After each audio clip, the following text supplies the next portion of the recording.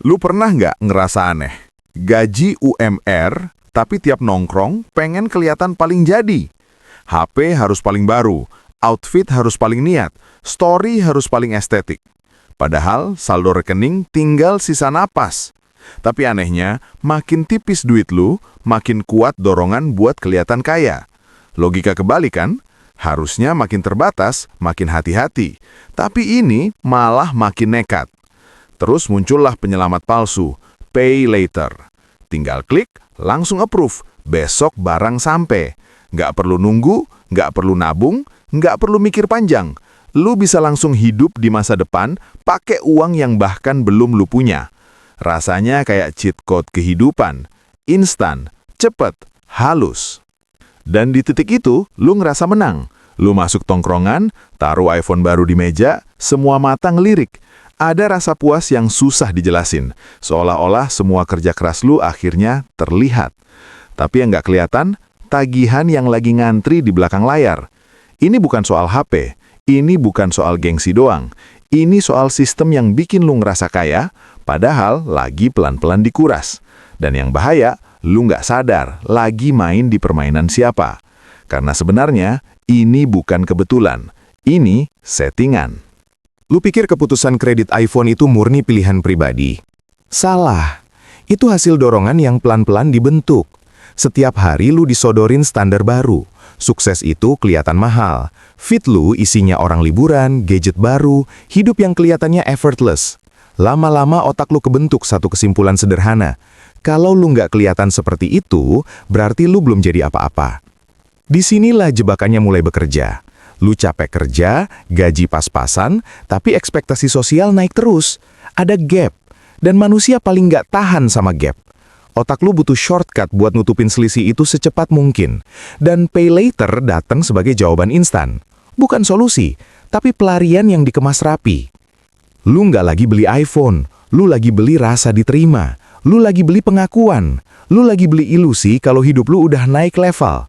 Barangnya cuma alat. Yang lu kejar itu perasaan di baliknya. Dan itu yang bikin lu rela bayar lebih mahal tanpa mikir panjang. Tapi twistnya di sini. Perasaan itu sifatnya sementara, tapi tagihannya permanen. Lu bisa dapat validasi dalam 10 detik, tapi lu harus bayar selama berbulan-bulan. Dan lucunya, semakin sering lu ngejar validasi itu, semakin mahal harga yang harus lu bayar berikutnya. Ini bukan sekedar soal gaya hidup, ini pola. Lu kerja buat dapat uang, uangnya dipakai buat beli validasi, validasi itu bikin lu pengen lebih, akhirnya lu kerja lagi, dan siklusnya muter terus. Lu nggak maju, cuma muter di tempat dengan beban yang makin berat. Yang lebih bahaya, semua ini terasa normal, karena semua orang di sekitar lu juga ngelakuin hal yang sama. Temen lu kredit HP, yang lain kredit motor, yang lain lagi cicil liburan. Semua kelihatan hidup enak di permukaan, padahal di belakang layar lagi kejar-kejaran sama tagihan. Jadi waktu lu ikut-ikutan, lu ngerasa aman. Padahal lu lagi masuk ke kerumunan orang yang sama-sama salah arah. Ini bukan komunitas yang bikin naik, ini kumpulan orang yang saling validasi kesalahan masing-masing.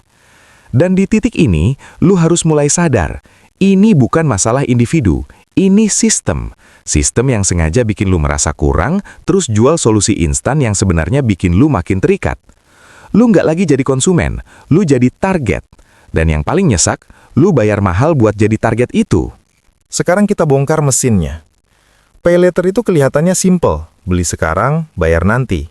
Tapi di balik kesederhanaan itu, ada model bisnis yang rapi banget.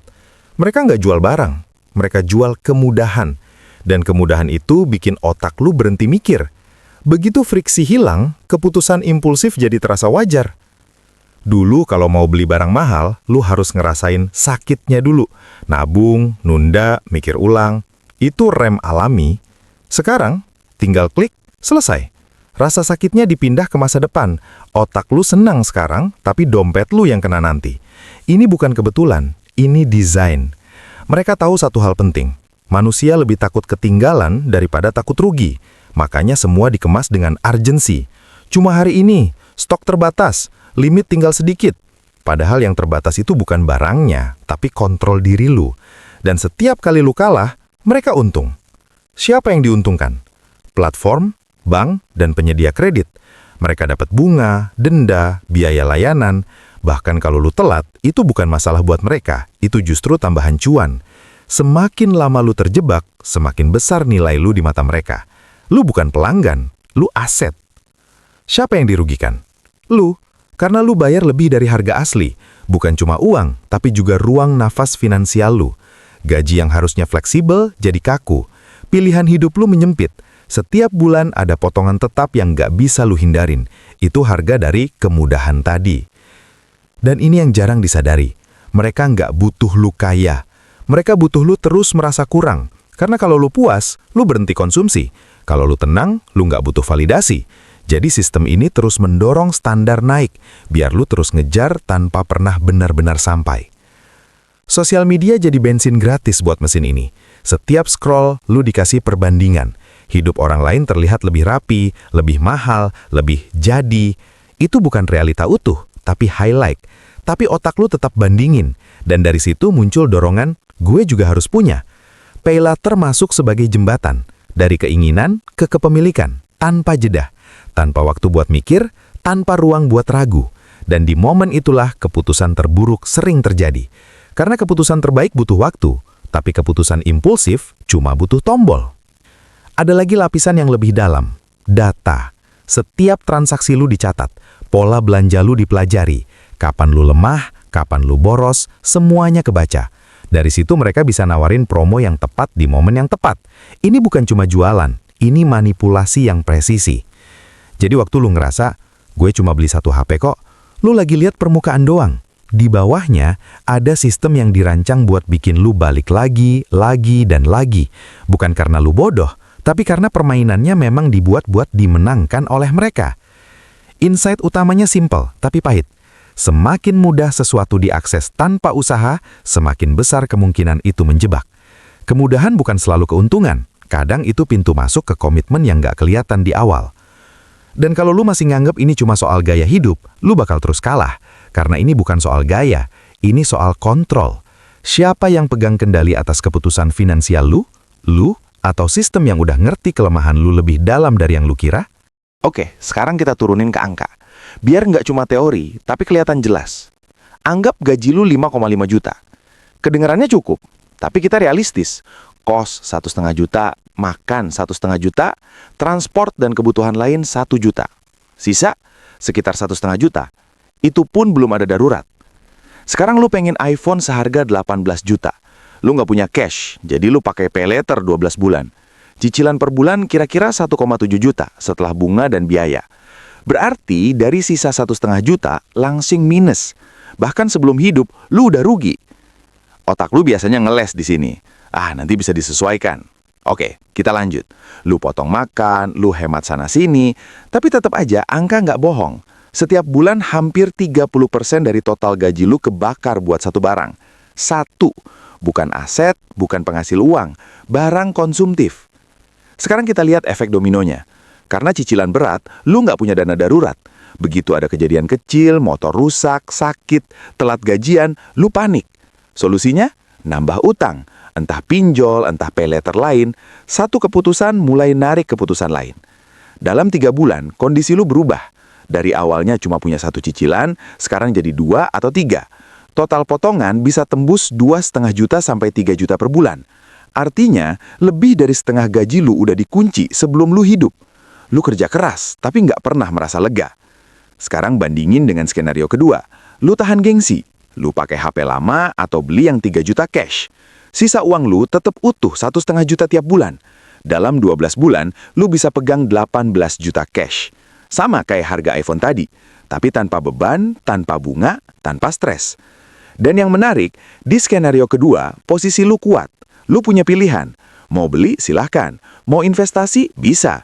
Mau simpan buat darurat, aman. Sedangkan di skenario pertama, lu nggak punya pilihan. Semua udah dikunci oleh keputusan yang lu ambil di awal. Sekarang kita tambah satu layer lagi. Nilai barangnya. HP 18 juta yang lu beli hari ini, dalam setahun bisa turun jadi 12 juta atau bahkan kurang. Artinya, lu bayar mahal untuk sesuatu yang nilainya menyusut. Lu rugi 2 kali. Bunga jalan, nilai barang turun. Jadi total kerugian lu bukan cuma cicilan, tapi juga selisih nilai. Lu kerja setahun penuh, bayar cicilan tepat waktu, tapi di akhir lu pegang barang yang nilainya jauh lebih rendah dari total yang lu keluarkan. Itu bukan beli, itu bakar uang pelan-pelan. Sekarang tarik garis besarnya. Skenario pertama, hidup terlihat baik tapi finansial makin sempit. Skenario kedua, terlihat biasa tapi finansial makin kuat. Pilihannya simpel, tapi kebanyakan orang milih yang pertama karena efeknya instan. Dan disinilah logikanya kena. Lu nggak miskin karena gaji kecil, lu jadi sempit karena keputusan besar yang salah arah. Satu keputusan impulsif bisa ngunci arus uang lu berbulan-bulan. Jadi pertanyaannya sekarang bukan mampu atau enggak beli iPhone, tapi lu siap atau enggak hidup dengan konsekuensinya. Karena angka nggak pernah bohong, yang sering bohong itu perasaan sesaat. Sekarang gua tahu apa yang ada di kepala lu. Tapi ini buat kerja bang, kamera bagus biar konten naik. Oke, jujur aja. Berapa banyak konten lu yang bener-bener menghasilkan uang? Jangan ngeles. Banyak orang pakai HP biasa tapi konsisten. Hasilnya jalan. Yang mahal itu bukan kameranya, tapi disiplin lu. Alasan kedua yang sering muncul. Biar kelihatan profesional di mata klien. Serius. Klien yang beneran bayar itu lihat hasil, bukan alat. Kalau lu butuh alat mahal buat terlihat kompeten, berarti value lu belum kuat. Profesional itu dibuktikan lewat output, bukan casing. Ada juga yang bilang, sekali-sekali nggak apa-apa, self-reward. Nah, ini yang paling halus tapi paling bahaya. Self-reward itu kalau lu udah punya fondasi aman. Kalau kondisi lu masih goyang, itu bukan reward. Itu pelarian yang dibungkus alasan biar terasa benar. Lu juga mungkin mikir, semua orang juga gini kok.